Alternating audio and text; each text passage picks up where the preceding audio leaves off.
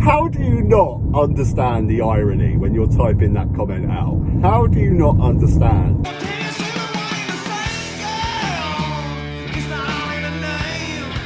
Now, yesterday I put out a video, it was a quick clip that I found of Sean Locke back in 2016, basically saying that he'd like to ban all over 65s from voting in the EU referendum because it's not their future. And you know, it was funny in its own right. But the real thing that I took from this is the perfect summary of how incompetent and how god-awful this government is. I mean, when a panel show comedian, if a panel show comedian was in charge of this country in 2016, he would have saved us billions of pounds. We wouldn't be in half the economic mess we're in right now if we had a panel show comedian in charge rather than the government that we had. It's just mental. It's absolutely mental. Aren't we supposed to have experts in economics in charge of the country? When a panel show comedian can do a better job than the people that we have, we know we're in a failing country. We really, really are. Now, the overriding theme of the video that I want to talk about today is something that I found interesting with this video. I haven't put up a video about Brexit for a while, and what I found interesting is how the comments from Brexit supporters have changed over the time. You know, I used to do it a while back. I'd do a video about Brexit, and you get all the Brexit supporters coming along going how great Brexit is, giving us all the great benefits of Brexit. And you know, I still got a few. I still get this comment I get every single time I do a video on Brexit, and it always cracks me up. How do you not understand the irony when you're typing that comment out? How do you not understand?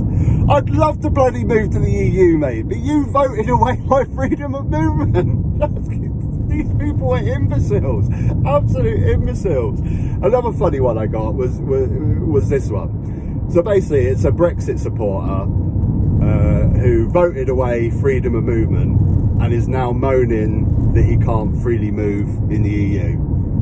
Brilliant. You can't make this shit up. You can't make this shit up. But the overriding theme that I saw in this latest Brexit video, what on earth is this car doing? Is he having a bit of trouble? Is he stuck? Do you need a push?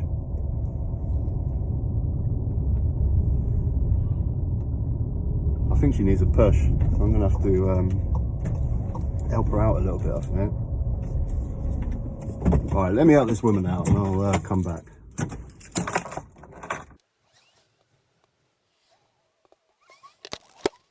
Oh mate, I'm absolutely filthy, covered in mud now. Just trying to push that car out of the mud. Eventually got him out. Is this guy gonna let me go? Yeah, he's gonna let me go. Right, where was I in the video? So yeah, comments to this video. Hilarious. But one of the overriding comments that I kept seeing over and over again was this one. We haven't even left the EU. I find this absolutely fascinating. Again and again, this seems to be the new argument from Brexit supporters now. So, I mean, they've obviously established, I mean, you can't have this position if you haven't established that Brexit is a complete mess. It's a complete catastrophe for this government, for this country. So now you're just saying that it never even happened?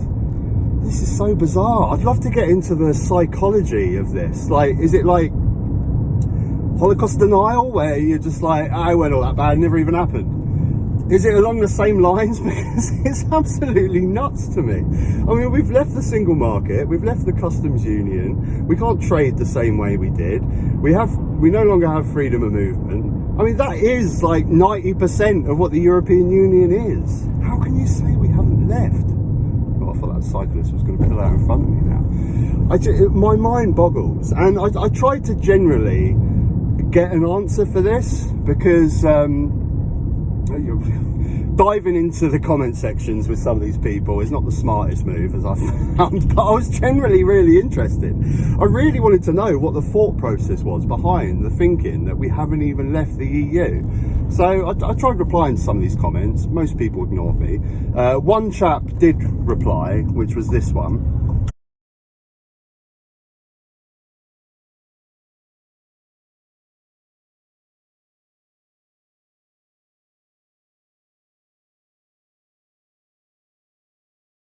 But yeah, basically spouting some nonsense about fishing, and then he went on about the border crossings. And as we know, this is one of the most ridiculous arguments in Brexit. The only people that have researched it have come to the conclusion. Back in 2020, we had 1,000 channel crossings, and in 2021, we had about 40,000 when we left the EU.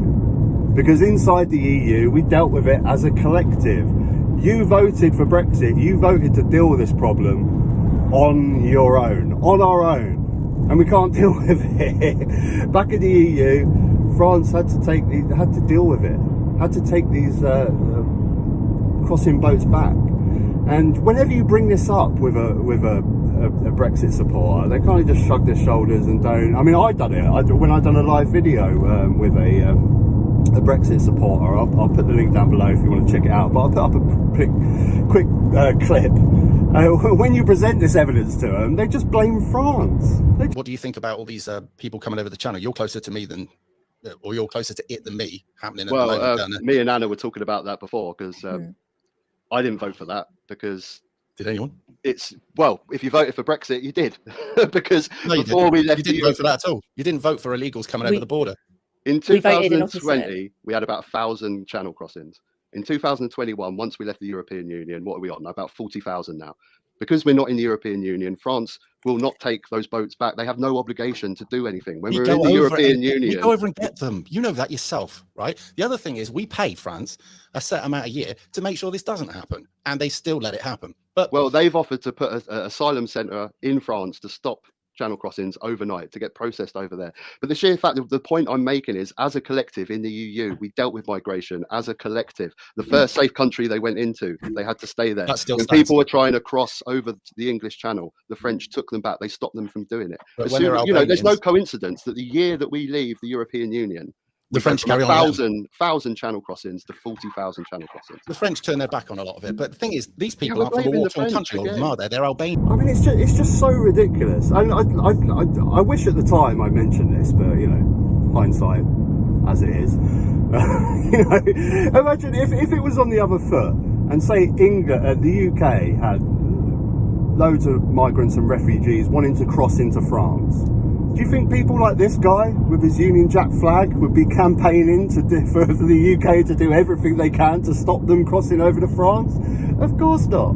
But if we were a part of a union where collectively we had to deal with this problem and we had to do something about it, we do it. But as soon as you break away and you become singular, you know, off you pop, guys. You want to go over to France? Go over to France. It's so stupid. It's so stupid. But yeah, this latest defence is so bizarre. It never even happened. Brexit never even happened. It reeks of desperation. So I guess your voter base contains people like my father. Another video that I've done recently, I'll put the link down below if you want to check that out, where I had a conversation with my Brexit voting father that realised their mistake, realised that they made a massive mistake, and have changed their opinion. And I guess you get the people that know they made a mistake but don't really want to talk about it, so don't engage with it at all. And then you get this, which is, like I say, it's like Holocaust denial.